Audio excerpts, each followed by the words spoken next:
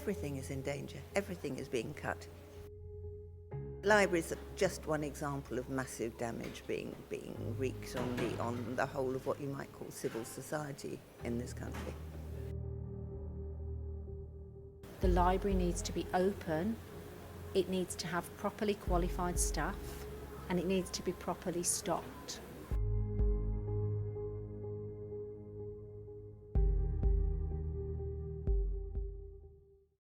A room without books is like a body without soul. And I say, a city without books and a city without library is like a graveyard. On 3rd of September 2013, the shiny new Library of Birmingham has officially opened to the public by Malala Yousafzai.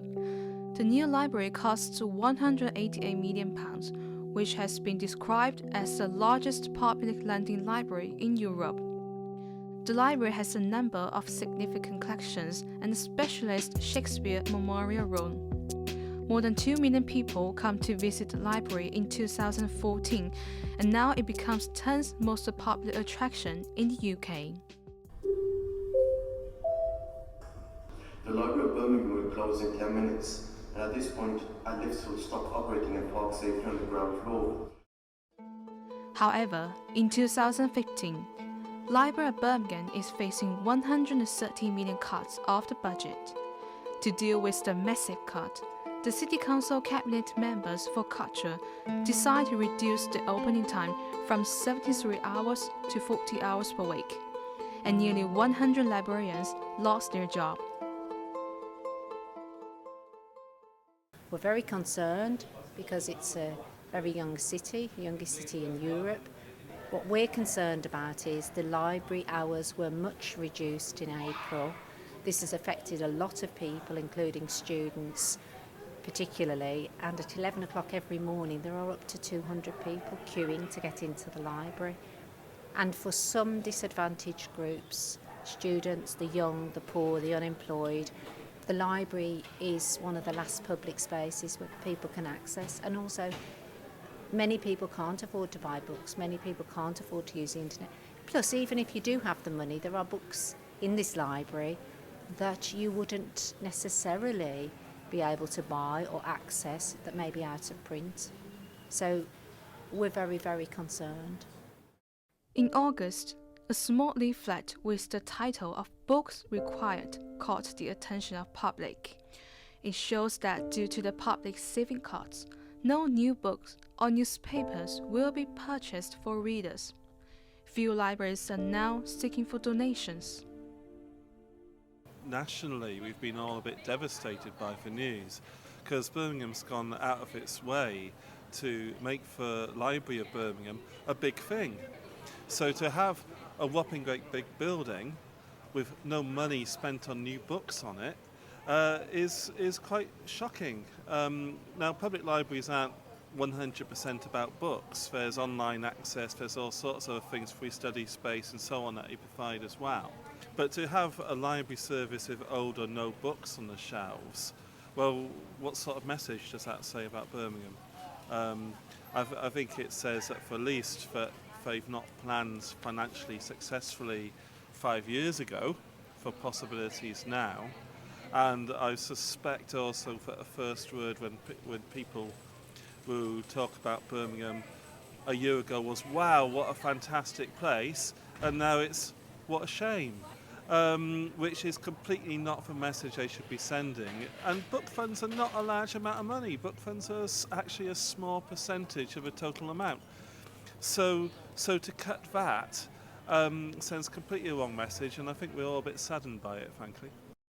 I feel intensely irritated because we've been saying this is a stupid idea for years and years. Right when the thing was first planned, I can't even remember when that was, but Birmingham had an old library. They deliberately chose, we will not repair and refurbish this building, we'll have a grand new building as part of a grand new estate of big fancy public buildings. And in the meantime, these small local libraries they had are being absolutely gutted and devastated because they can't afford that. And then they find, to their enormous surprise this year, that they can't afford even to run this big, huge Library of Birmingham building. And they reduce the hours terribly. They sack an awful lot of staff. And now they're finding they can't even afford to buy books. So it is the most obvious and gross illustration of how stupid the whole idea has been right from the start. Where are our council leaders today? Where are they? We should be standing up and fighting against cuts, and we should be saying it is now time for the citizens of Birmingham to stand up. Birmingham awake. Birmingham stand up, and Birmingham fight back against these cuts, against knowledge and learning in our city. No books, no future.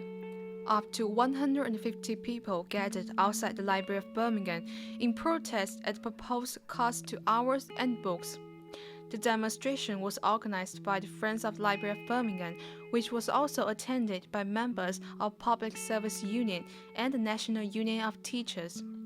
The group held speeches before holding hands around the building and handing in a petition at the council house. Hundreds of people showed their dissatisfaction with the cutting budget of the library through dozens of the protests. I feel very sad that this is the situation. I feel very angry that this is the situation. As I say, I just think it's another step in the wrong direction. For most of us here who are busy, hard-working people, good-natured, I think we have a right to our public services which we pay into. We're now reduced to 11 a.m. in the morning. We're shutting at 4. We're not open on a Sunday. Sunday would be great because I don't work on a Sunday. But so it's hard for me. So I can see how much harder it is when you see the queue in the morning, because I have queued up here, and it's winding about 11 o'clock. It's absolutely full, the queue, trying to get in here. Well, I think we've made the wrong decision just recently. We voted the Tories in, and they're never going to be looking out for the public, the public. The Friends of the Library of Birmingham decided to form as a group, and it's grown larger. We are a group that lobbies and campaigns, not just for this library, but for all the libraries, because there are 38 community libraries across Birmingham. We are lobbying for library services to be maintained rather than reduced, even though there are cuts. Our remit really is to campaign to keep libraries open. It's not necessarily our job to find solutions. We expect the MPs and the councillors to find solutions. In order to alleviate the serious consequences caused by the financial cuts, Councillor Penny Holbrook, the Cabinet Member for Skills, Learning and Culture, indicated the Council would be very much welcome that the library could work with other people and operate differently. So far, technology giant Google have set up a business at the library. Google's arrival will set the authorities back £2 million per month. The Bresshouse Language Centre will move to the library on next January, which could extend the opening hours from 9 to 9. In face of these commercial corporations, people show their worries. Well, it certainly has enabled them to extend the opening hours, having sort of cut them hugely. So the presence of the Bresshouse Language Centre, will allow the library to be open for longer. The problem is that we want principally that library to be there for ordinary people in Birmingham to be able to come and use, students to use, people looking for work to use. The danger is that it's such a prestige facility that commercial organisations, I think we have the Institute of Directors, have a connection with the library now, and more of it could become a sort of entertainment venue, a conference venue for the very wealthy multinational companies in the city. Actually, that's not what the library's for. The library is so that people can have access to books and learning. And we're very worried that it's going to turn into a sort of, multinational commercial entertainment centre. A partnership should be of advantage to both sides. Our concern is if the space and the services are reduced to the public. We often have the message from the council that Birmingham's open for business.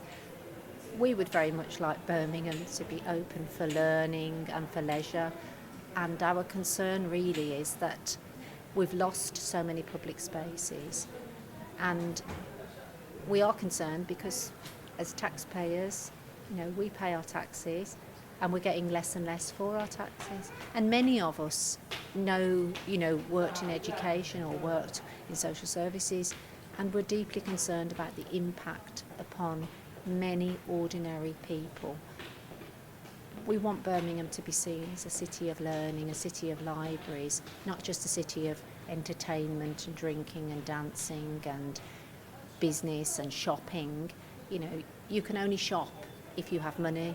You can only eat out if you have money, and not everybody does.